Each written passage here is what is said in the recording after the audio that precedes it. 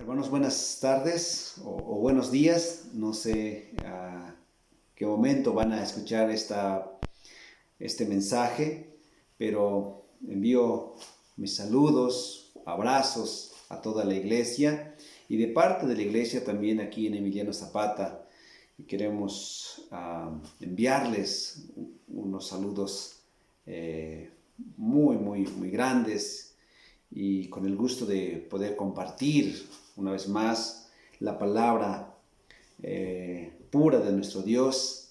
Y doy gracias a mi hermano Samuel que me haya invitado una vez más para compartir este mensaje, esta palabra con cada uno de ustedes. Una vez más quiero reiterar, es un gozo muy grande el que tengo de poder compartir y abrir la palabra de nuestro Dios. Bueno, vamos a continuar con lo que han estado viendo, han estado estudiando este maravilloso libro, hermoso libro que es la epístola a los Hebreos. Y bueno, es un libro igual que los demás libros de toda la Biblia, profundo, hermoso y maravilloso. Entonces, vamos a abrir nuestras Biblias allá donde en Hebreos, en el capítulo 8, Hebreos capítulo 8, y bueno, hasta este capítulo han estado viendo lo que es la superioridad de nuestro Señor Jesucristo. Y es un tema sumamente profundo, es un tema maravilloso, es un tema muy grande.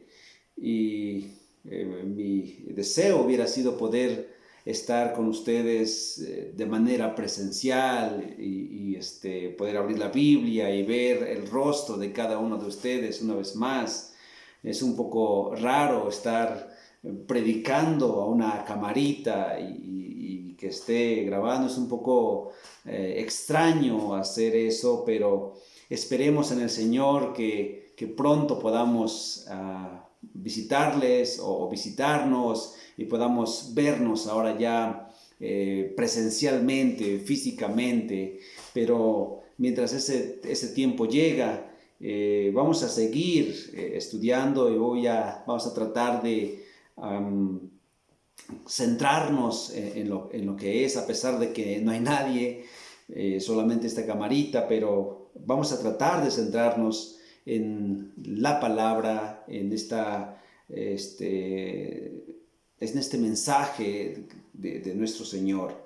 Entonces, como decía hace un momento, la superioridad de nuestro Señor, y veíamos, o veían, mejor dicho, en las sesiones pasadas, en las predicaciones pasadas, acerca de la superioridad, de la gran superioridad de nuestro Señor Jesucristo.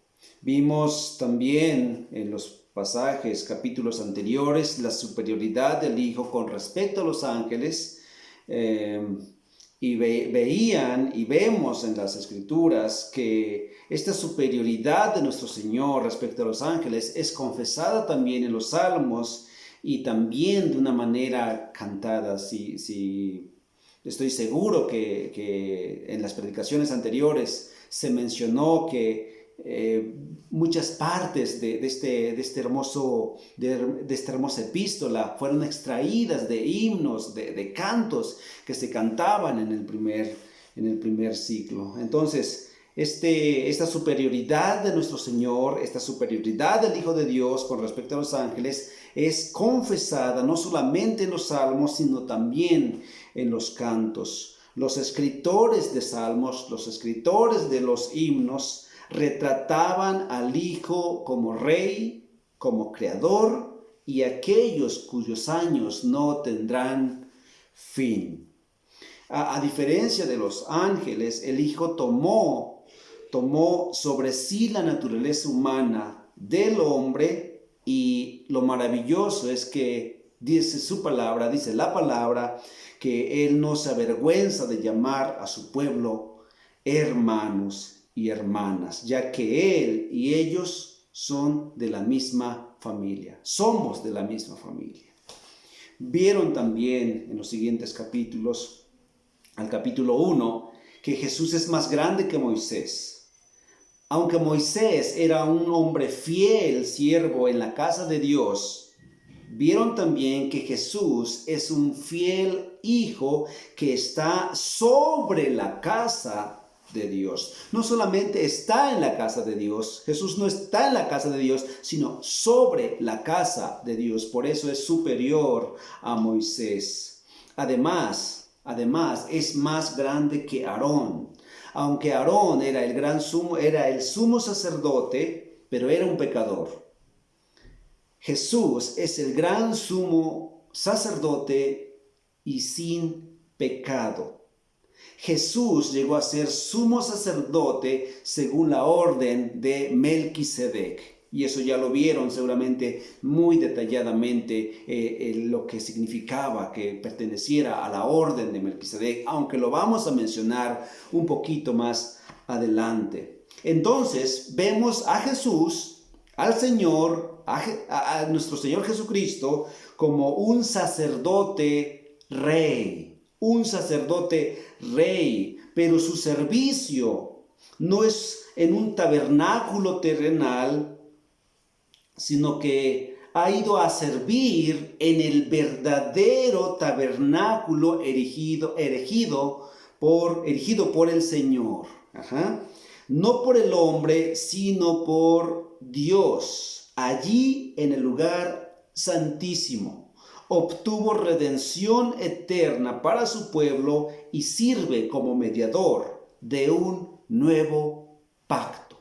Y hermanos, eso es lo que vamos a ver en este momento. Ese es el pasaje que vamos a ver. Cristo se ofreció una sola vez y definitivamente por todos, y así perfeccionó para siempre a aquellos que van siendo santificados, como se va a ver más adelante en el capítulo 10. Entonces, eso es lo que vamos a ver. El mediador, el cumplimiento de un nuevo pacto por medio de este mediador, por medio de este sumo sacerdote, por medio de este sacerdote rey que es nuestro Señor Jesucristo. ¿Y por qué digo sacerdote rey? Vayamos a nuestro pasaje, a Hebreos capítulo 8. Hebreos capítulo 8, versículos del 1 al 3. Es lo que vamos a ver y estudiar en este momento. Hebreos capítulo 8, versículos 1 al 13. Y dice, ahora bien, el punto principal de lo que venimos diciendo es que tenemos tal sumo sacerdote, el cual se sentó a la diestra del trono de la majestad en los cielos, ministro del santuario y de aquel verdadero tabernáculo que levantó el Señor y no el hombre. Porque todo sumo sacerdote está constituido para presentar ofrendas y sacrificios, por lo cual es necesario que también éste tenga algo que ofrecer. Así que, si estuviese sobre la tierra, ni siquiera sería sacerdote, habiendo aún sacerdotes que presentan las ofrendas según la ley, los cuales, a lo que es figura y sombra de las cosas celestiales, como se le advirtió a Moisés cuando iba a erigir el tabernáculo, diciéndole, mira, haz todas las cosas conforme al modelo que se te ha mostrado en el monte. Pero ahora, tanto mejor ministerio es el suyo, cuanto es mediador de un mejor pacto establecido sobre mejores promesas. Porque si aquel primero hubiera sido sin defecto, ciertamente no se hubiera procurado lugar para el segundo. Porque reprendiéndolos dice, he aquí vienen días, dice el Señor, en que estableceré con la casa de Israel y la casa de Judá un nuevo pacto. No como el pacto que hice con sus padres el día que los tomé de la mano para sacarlos de la tierra de Egipto, porque ellos no permanecieron en mi pacto y yo me desentendí de ellos, dice el Señor. Por lo cual, este es el pacto que haré con la casa de Israel después de aquellos días, dice el Señor. Pondré mis leyes en la mente de ellos y sobre su corazón las escribiré y seré a ellos por Dios y ellos serán a mí por pueblo. Y ninguno enseñará a su prójimo ni ninguno a su hermano diciendo conoce al Señor, porque todos lo conocerán, desde el menor hasta el mayor de ellos, porque seré propicio a sus injusticias y nunca más me acordaré de sus pecados y de sus iniquidades. Al decir nuevo, ha dado por viejo al primero, y lo que se da por viejo y se envejece está próximo a desaparecer. Entonces, regresamos al versículo 1 del capítulo 8. Dice el autor a los Hebreos: el punto principal de lo que venimos diciendo, o sea, lo más importante de lo que venimos diciendo. El autor a los Hebreos está retomando nuevamente el asunto del cual está hablando, el sacerdocio de Cristo, la superioridad del sacerdocio de Cristo y de todo que es superior a todas las cosas. Dice el autor, el punto principal, lo más importante, lo más trascendente de lo que venimos diciendo es que tenemos tal sumo sacerdote. Tal sumo sacerdote, con esta naturaleza, con estas características, con esta naturaleza. ¿Cuál es la naturaleza? ¿Cuáles son las características de este sacerdote que el autor dice, tal sumo sacerdote? Dice más adelante, se sentó a la diestra del trono de la majestad en los cielos. Este autor a los Hebreos está diciendo, tenemos a tal sumo sacerdote, con esta naturaleza, con estas características. Ese es el punto principal. ¿Cuáles son esas características? 1. Se sentó a la diestra de la majestad de los cielos. 2. Ministro del santuario, del verdadero tabernáculo. 3. Del verdadero tabernáculo. Este tal sumo sacerdote, dice el autor a los Hebreos, que se sentó a la diestra del trono de la majestad en los cielos. Es decir, este sumo sacerdote, Jesús, es Dios mismo. El autor a los Hebreos está recordando, está mencionando el Salmo 110:1. Siéntate a mi diestra hasta que ponga a tus enemigos por estrado de tus pies. El verbo sentarse tiene mucha relevancia. El verbo sentarse tiene mucha importancia. En aquel entonces, y ustedes sabrán muy bien de lo que estoy hablando, en aquel entonces, cuando una persona se sentaba, es porque iba a emitir un juicio. Por ejemplo, el rey, cuando iba a decir algo, iba a emitir un juicio, iba a hablar el rey, tenía que sentarse. Y este acto de sentarse implica muchísimo. Implica que es importante. Implica que es honrado. Implica que es glorioso. Y aquí está diciendo acerca de Jesús, acerca de este sumo sacerdote, que dice, el cual se sentó, y escuchen, a la diestra de la majestad en los cielos. este acto de sentarse con frecuencia en este mundo antiguo tenía la señal de honor y autoridad. Y entonces nuestro Señor se sentó a la diestra de la majestad en los cielos, lo que significa que este sumo sacerdote no era igual a los demás sumos sacerdotes. Este sumo sacerdote es Dios mismo. Este sumo sacerdote es Dios mismo. Entonces es sacerdote y rey. Ningún sumo sacerdote tuvo este privilegio. Ningún sumo sacerdote subió a los cielos para sentarse a la diestra de la majestad. Ningún sumo sacerdote ha hecho esto. Solo Cristo. Solo Cristo, el gran sumo sacerdote y rey. Entonces, por eso el autor comienza diciendo, el punto principal es esto. Tenemos a tal sumo sacerdote. Tenemos un sacerdote con esta naturaleza, con estas características. Y dice más adelante, ministro del santuario. O sea, que sirve en el santuario. Que está sirviendo en el santuario. ¿Pero cuál santuario? ¿El mismo santuario que los demás sumos sacerdotes? No.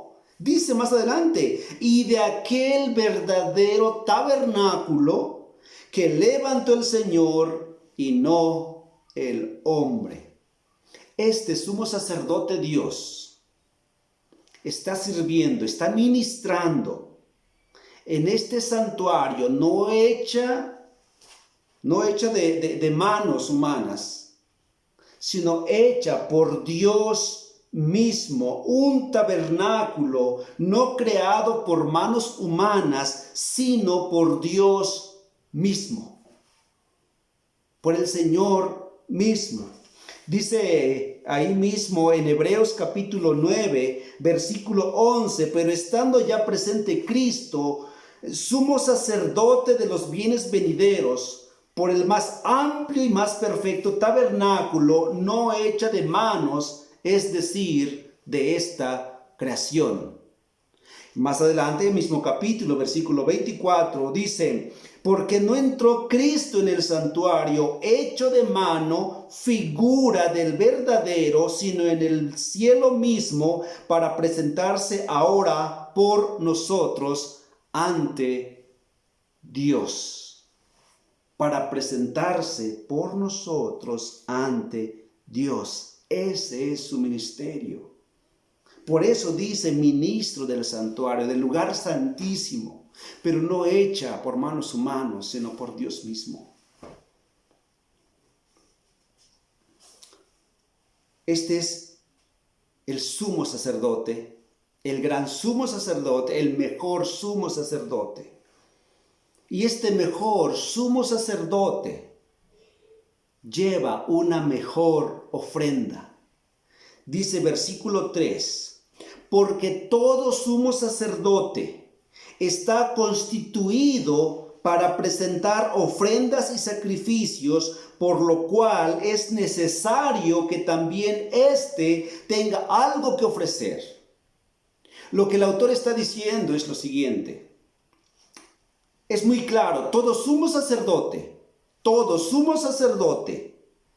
está constituido para presentar ofrendas, para presentar sacrificios. Por eso era necesario que y fíjense, el autor no dice, no menciona el nombre, sino que este es el mismo sacerdote rey, para que no pierda de vista, para que no pierda de quién está hablando. Este sumo sacerdote rey. Es necesario que éste tenga algo que ofrecer. Si todo sumo sacerdote, su tarea principal es ofrecer algo, presentar ofrendas y sacrificios, este tiene algo que ofrecer también siendo sumo sacerdote. ¿qué es lo que ofreció? ¿Qué fue lo que ofreció? El autor no lo dice en este pasaje, pero lo va a mencionar más detalladamente más adelante. Entonces, así que, versículo 4, así que si estuviese sobre la tierra, ni siquiera sería sacerdote, habiendo aún sacerdotes que presentan las ofrendas según la ley. Otra cosa importante. Primero está diciendo, si Jesús es el sumo sacerdote y todo sumo sacerdote debe presentar ofrendas, ¿qué va a presentar Jesús? ¿Qué es lo que va a presentar Jesús? Y otra cosa, dice, versículo 4, y si estuviese en la tierra, ni siquiera sería sacerdote. ¿Por qué? ¿Por qué ni siquiera sería sacerdote? Nos está diciendo que Él no es sacerdote aquí en la tierra porque Él ministra en el verdadero tabernáculo, no hecho de manos de hombres, sino por Dios mismo. Pero ¿cuál es esa ofrenda? No lo menciona, lo va a mencionar más adelante. Pero ¿por qué no puede ser sacerdote? Dice aquí, ni siquiera sería sacerdote, habiendo aún sacerdotes que presentan las ofrendas según la ley. ¿Qué decía la ley? ¿Qué decía la ley? La ley decía que solamente y únicamente podían servir en el tabernáculo toda la línea arónica, toda la línea de la tribu de Leví. Y hermanos, Jesús no es de la tribu de Leví. Jesús no viene de la tribu de Leví. Entonces, de acuerdo a la ley, Jesús no podía ser sacerdote. Jesús no podía ser sacerdote porque no cumplía con los requisitos de la ley. Pero ahora, algo interesante. Pero está diciendo que es sacerdote. ¿Cómo puede ser sacerdote? ¿Cómo es eso? ¿Cómo puede ser sacerdote si de acuerdo a la ley no puede ser sacerdote? Dice capítulo 7, versículo 21 de Hebreos 7:21, porque los otros, escuchen, esto es maravilloso. Versículo 21, porque los otros ciertamente sin juramento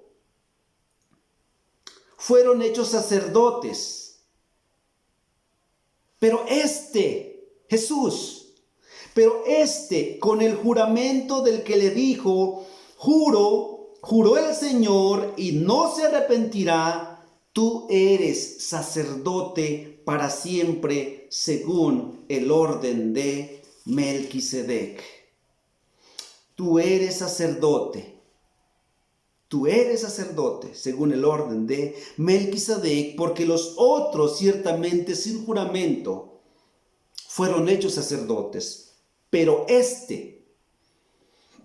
Jesús, otra vez, no menciona el nombre, solamente dice pero con el juramento del que le dijo, juró el Señor y no se arrepentirá, tú eres sacerdote para siempre, según el orden de Melquisedec. Es sacerdote, hermanos, según el orden de Melquisedec.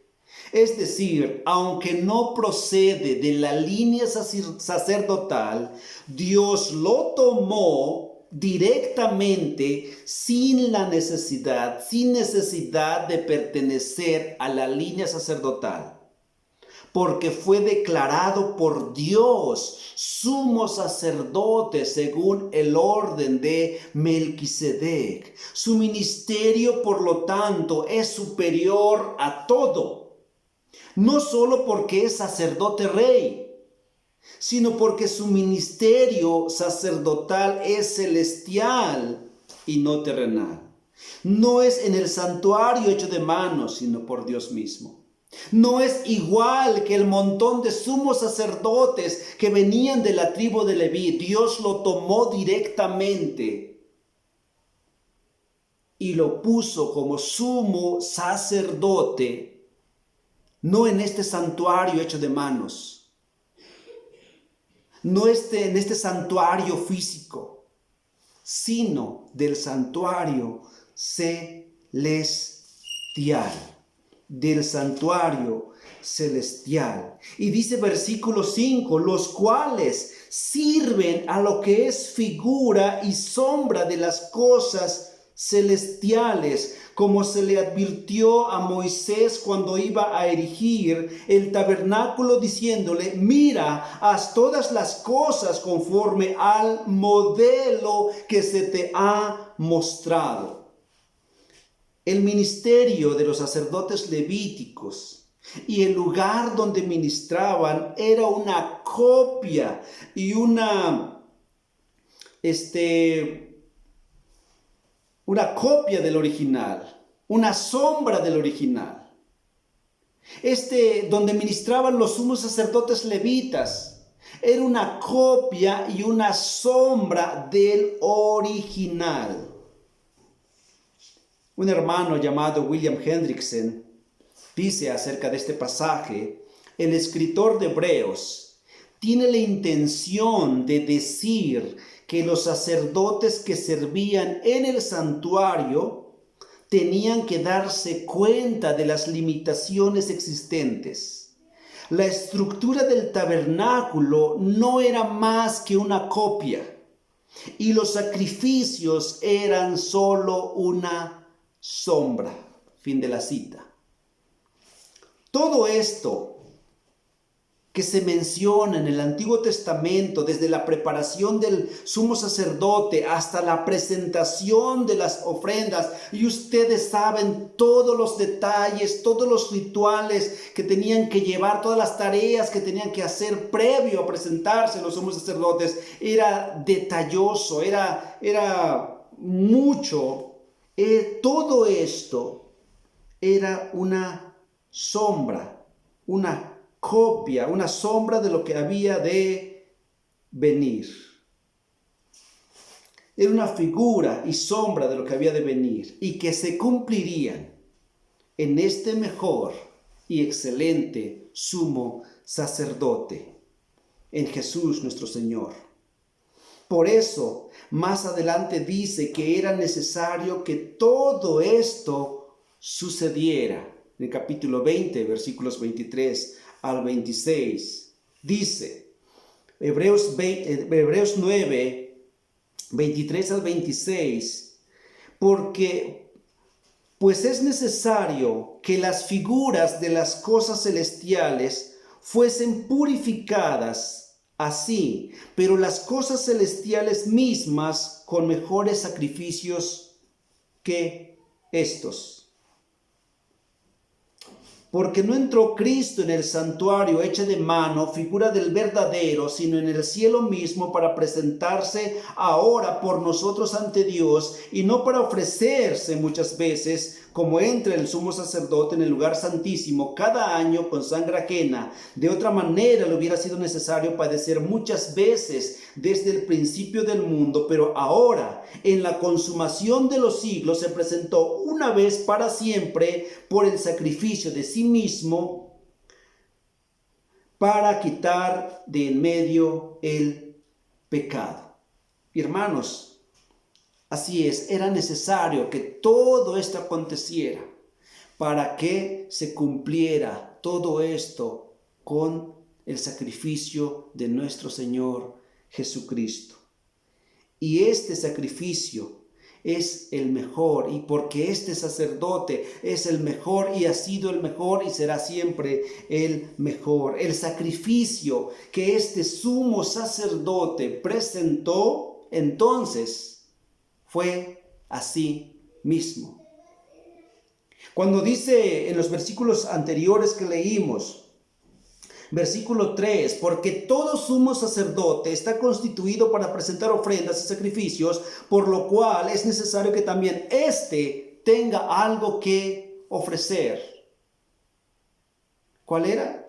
¿Qué sacrificio? Su propia vida, su propio cuerpo, a sí mismo. Un sacrificio perfecto, un solo sacrificio y un sacrificio perfecto. Perfecto en todos los sentidos. Me encanta este pasaje de Hebreos capítulo 7. Hebreos capítulo 7, versículos 23 al 25. Dice, y los otros sacerdotes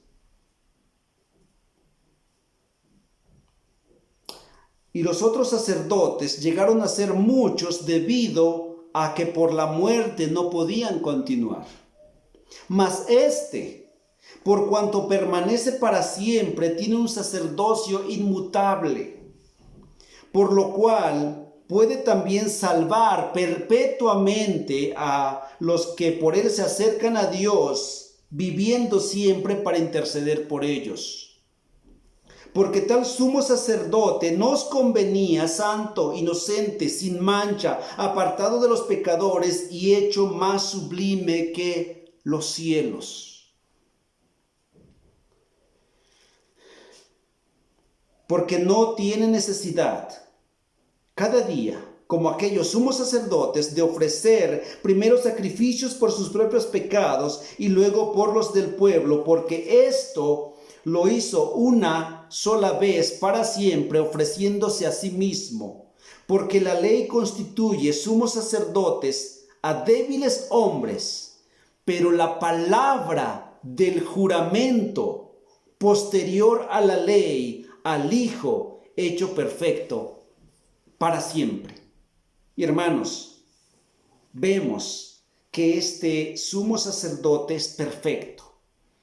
Perfecto en todos los sentidos, perfecto por su permanencia. Perfecto por su permanencia. Porque dice, mas por cuanto permanece para siempre, tiene un sacerdocio inmutable.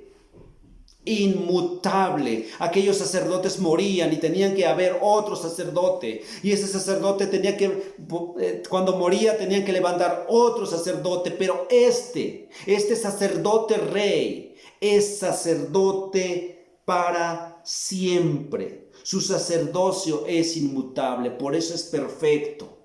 Perfecto en su permanencia, perfecto en su suficiencia. Versículo 27, 7:27.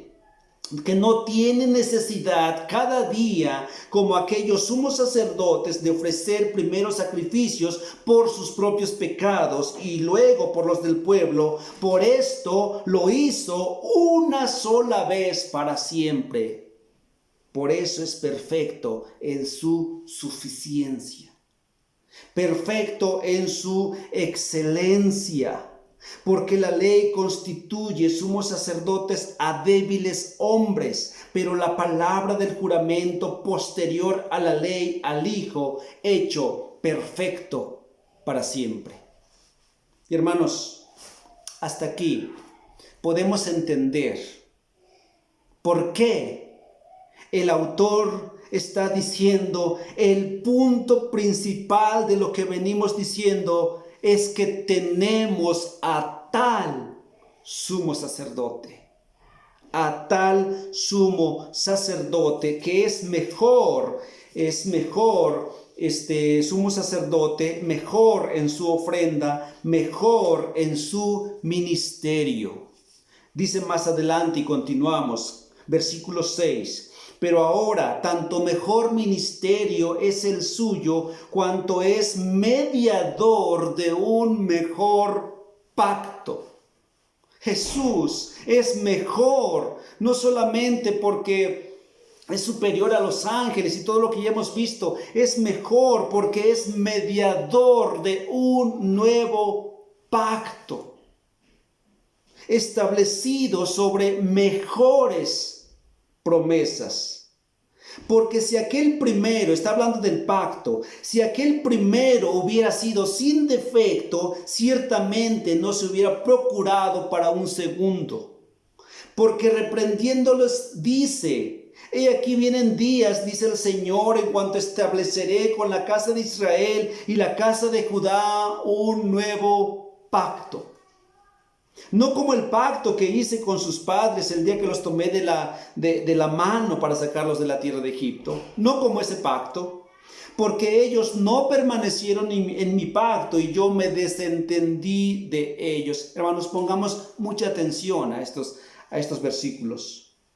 A diferencia del primero, a diferencia del ministerio de los otros sumos sacerdotes, este último, el sacerdote rey, tiene un ministerio aún más excelente, porque es el mediador de un nuevo pacto. Es el mediador de un mejor pacto. Y es mejor porque está establecido sobre mejores promesas. Es mejor pacto porque está establecido sobre mejores promesas. ¿Cuál es ese mejor pacto? Para contestar esto, hermanos, vamos a recordar rápidamente algunas características del antiguo pacto. El primer pacto fue dado a Moisés. Y recuerden de qué manera. ¿De qué manera Moisés recibió el primer pacto? Subió al monte y entre truenos y relámpagos y terror fue entregado el primer pacto. La gente no podía acercarse a ese lugar. La gente no podía acercarse a ese monte por temor a morir. Este primer pacto demandaba, escuchen bien, este primer pacto demandaba obediencia.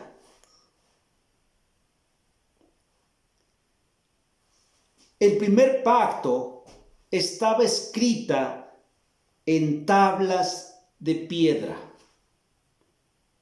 Otra característica del primer pacto es que se concertó entre Dios y la nación de Israel.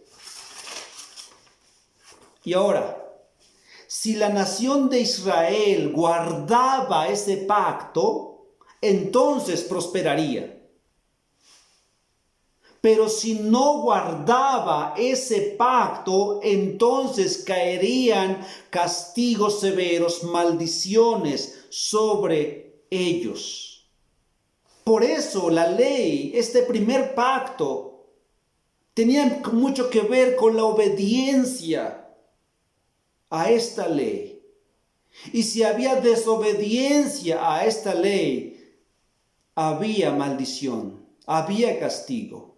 Por eso dice aquí en Hebreos, no como el primer pacto, porque, versículo 8, porque reprendiéndolos dice, he aquí vienen días, dice el Señor, en que estableceré con la casa de Israel y la casa de Judá un nuevo pacto, pero no como el pacto que hice con sus padres, el día que los tomé de la mano para sacarlos de la tierra de Egipto, porque ellos no permanecieron en mi pacto, y que dice al final, y yo me desentendí de ellos.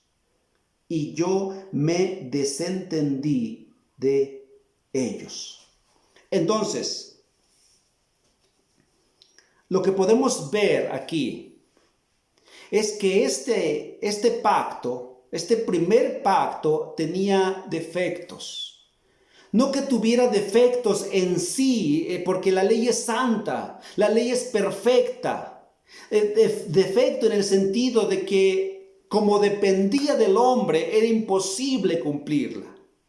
Porque dependía del hombre, era imposible cumplir exactamente con la ley. Y en ese sentido, la ley, el primer pacto, era defectuoso, porque no podía ayudar al ser humano. Dice por eso, versículo 7, porque si aquel primero hubiera sido sin defecto, ciertamente no se hubiera procurado lugar para el segundo. Si el primer pacto hubiera sido sin defecto, no habría necesidad de un segundo. Pero como había esta debilidad de este pacto, era necesario un segundo. Y este sumo sacerdote fue mediador de este nuevo pacto. El autor está mencionando desde el versículo 8 hasta el versículo 12, está mencionando Jeremías capítulo 31. En este pasaje se menciona, como ya lo mencioné, como ya se escucharon hace un momento, en este pasaje se menciona la ineficiencia del primer pacto para salvar. Este primer pacto, de hecho, no tenía la intención de salvar, como dice Pablo, sino que era como un ayo que los llevaría a este segundo pacto. El primer pacto dependía completamente de la obediencia de las personas. Y como no lograron permanecer en este pacto, Dios se desentendió de ellos. ¿Y cuál es ese mejor pacto? ¿Cuál es ese mejor pacto? Versículo 10. Por lo cual, este es el mejor pacto que haré con la casa de Israel. Hermanos, lo que viene en verdad es hermoso. Quisiera que nos centráramos en estos siguientes versículos tan maravillosos, tan hermosos. Y dice, por lo cual, este es el pacto que haré con la casa de Israel. Después de aquellos días, dice el Señor, pondré mis leyes en la mente de ellos, y sobre sus corazones escribiré, y seré a ellos por Dios, y ellos me serán a mí por pueblo. Esta descripción del mejor pacto es maravilloso. A diferencia del primer pacto, que fueron grabadas en piedras, este pacto sería grabado en la mente de ellos. En lugar de estar escrito sobre la dureza de tablas de piedra, este nuevo pacto sería escrito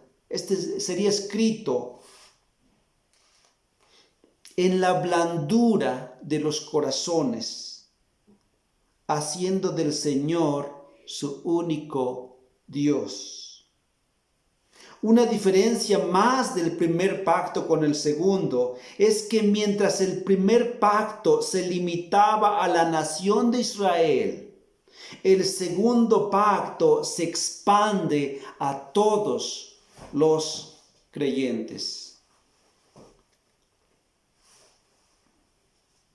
Hemos descrito las características del segundo pacto y algunas de sus diferencias con el primero.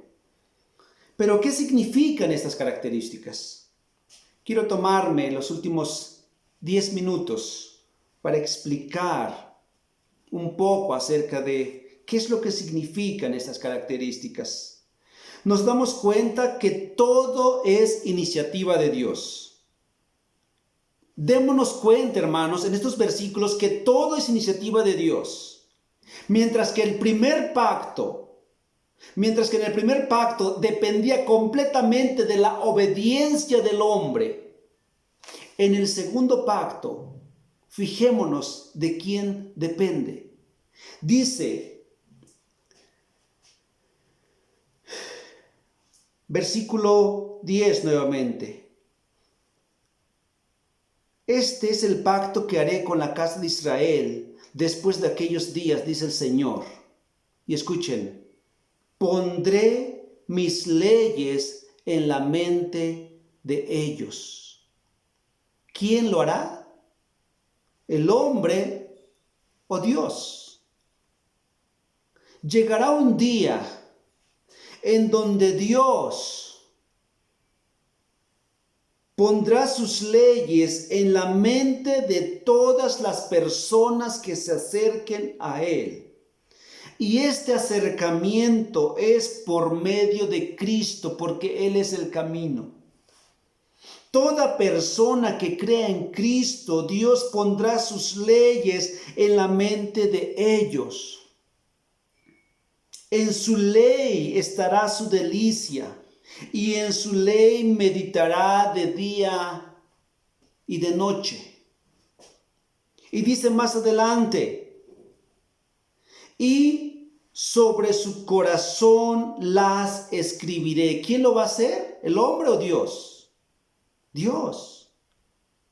En estas dos partes dice, pondré mis leyes. Dios va a poner sus leyes en el corazón de las personas. Dios va a escribir sus leyes en la blandura de sus corazones. Dios lo va a hacer y lo va a escribir. Dios lo va a hacer y lo va a poner. Dios lo hace. Como nos damos cuenta, es Dios quien hace la obra. Es Dios quien pone su ley en nuestra mente. Es Dios quien escribe su ley en nuestros corazones. El Nuevo Testamento define esta acción como el nuevo nacimiento, como la nueva creación, como la regeneración. Cuando esto sucede, la relación, escuchen bien, cuando esto sucede, la relación con sus mandamientos cambia completamente. En el primer pacto, la relación con sus mandamientos era externo. En el segundo pacto, en el nuevo pacto, la relación con sus mandamientos es interno.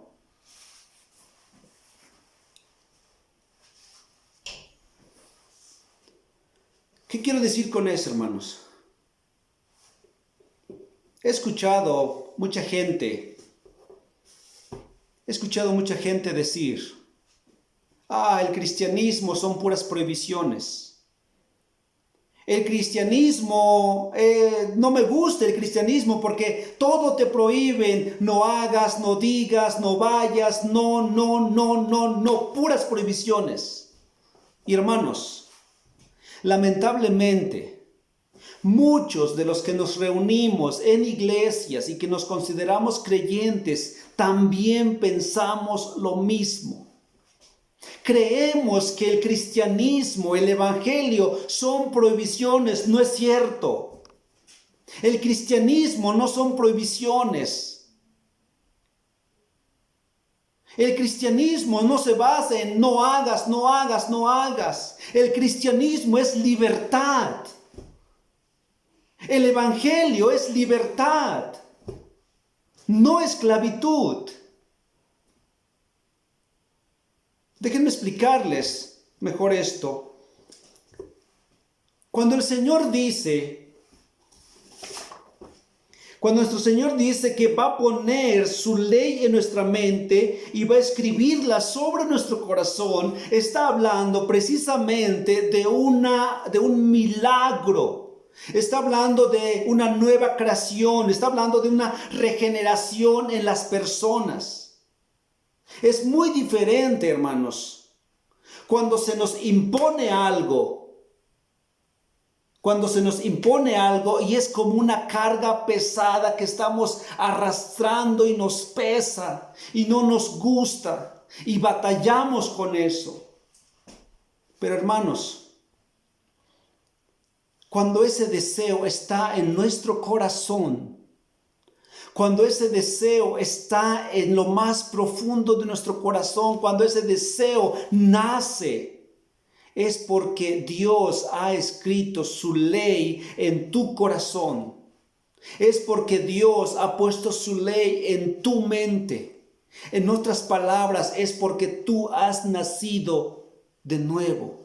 Porque Dios es quien hace la obra.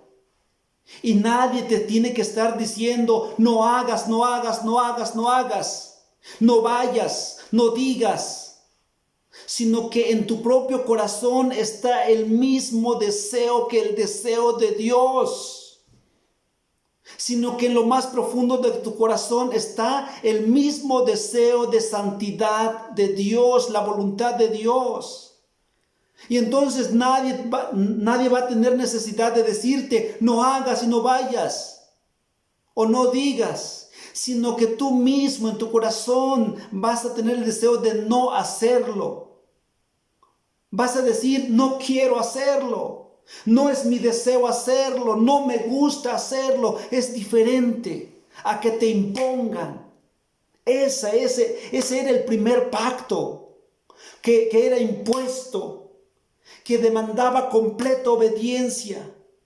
Pero en este segundo pacto, en este nuevo pacto, es que el deseo está en nuestros corazones de no hacerlo. No es una imposición, es un deseo nacido del corazón.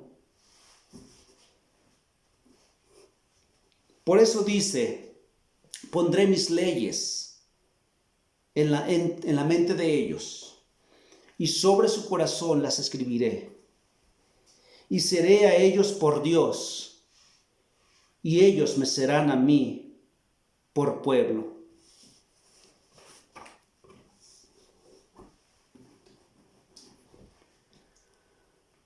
Hay muchos ejemplos, hermanos, en las Escrituras que vemos cuando Dios ha hecho ese. Ustedes saben que en el Antiguo Testamento la salvación también ha sido siempre por fe.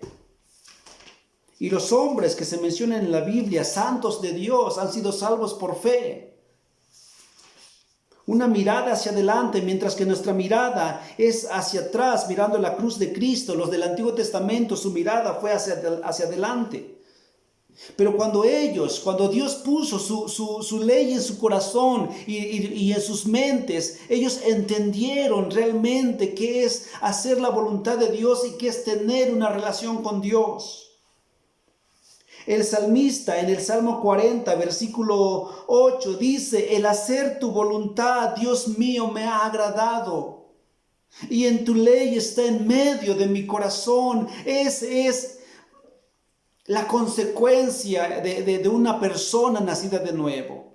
Esa es la consecuencia de una persona que ha entendido y que ha creído el Evangelio y que ha sido regenerado y que Dios puso su ley en su mente y las escribió en su corazón. Ese es el resultado. En el Salmo 119, versículo 97 también dice, oh, cuánto amo tu ley. Todo el día en ella, todo el día es ella mi meditación. Ese es el resultado cuando Dios hace la obra. Más adelante, un último versículo, 165, 119, Salmo 119, versículo 165. Mucha paz tienen los que aman tu ley y no hay para ellos tropiezo. Ese es el resultado, hermanos, cuando en verdad Dios hace la obra, cuando en verdad Dios pone su ley en tu mente o en la mente de las personas, cuando en verdad Dios escribe su ley en el corazón de las personas. Ese es el resultado, es inevitable. Es inevitable. Y la relación de los mandamientos y la voluntad de Dios es diferente. No es una carga. No es una pesada carga que estamos arrastrando. Es un deseo que nace de nuestro corazón. Y dice ya para terminar, versículo 11, y ninguno enseñará a su prójimo ni ninguno a su hermano diciendo, conoce al Señor, porque todos me conocerán, desde el menor hasta el mayor de ellos, porque seré propicio a sus injusticias y nunca más me acordaré de sus pecados y de sus iniquidades. Esta profecía de Jeremías, si bien se cumplió con la llegada de nuestro Señor, su crucifixión y la resurrección del mismo, no fue completa Aún falta por cumplirse completamente el versículo 11. Y esto será en el reinado glorioso de nuestro Señor Jesucristo. Eso aún falta y esto se va a cumplir cuando nuestro Señor reine. Un reinado glorioso. Y dice el versículo 30. Al decir nuevo pacto, ha dado por viejo al primero. Y lo que se da por viejo y se envejece está próximo a desaparecer. Hermanos, no querramos regresar al viejo pacto. Hermanos, no querramos regresar. Examinemos si a lo mejor estamos viviendo como si estuviéramos viviendo en el antiguo pacto, en el primer pacto. Y no en este nuevo pacto que abrió nuestro Señor por medio de su sacrificio en la cruz. Este nuevo pacto de perdón y de misericordia. Este nuevo pacto de transformación, de regeneración, de una nueva creación. El Evangelio, hermanos, no es de prohibiciones, es de libertad. Pero una libertad en Cristo, en nuestro Señor. Que vivamos en verdad, que vivamos libremente este Evangelio, obedeciendo sus mandamientos, no como una carga, sino como un deseo en verdad, un deseo profundo que nace de nuestro corazón porque Dios ha escrito y ha puesto sus leyes en lo más profundo de cada uno de los que somos sus hijos. Oremos, Padre, gracias por tu palabra. Gracias por tu mensaje. Y Padre, te rogamos, Padre, para que podamos crecer en tu palabra, en tu voluntad. Y Padre, entender cada día más que estamos en este nuevo y mejor pacto del cual es mediador este gran sumo sacerdote rey, nuestro Señor Jesús. Tenemos a tal sumo sacerdote. Tenemos a este gran sumo sacerdote, Padre. Y que podamos en verdad vivir conforme a tu voluntad. Gracias por tu palabra. Gracias por la oportunidad que se me da también a mí, Padre, de abrir tu palabra y compartirla con mis hermanos. Guarda esta iglesia, mi Dios. Guarda a los ancianos también de esta iglesia, a mi hermano Samuel, Padre, a su familia, a todos los hermanos. Que tu nombre sea exaltado y glorificado. En el nombre de Jesús. Amén. Dios les bendiga, hermanos. Un abrazo muy fuerte desde Tenancingo. Saludos y esperemos vernos muy, muy pronto. Adiós.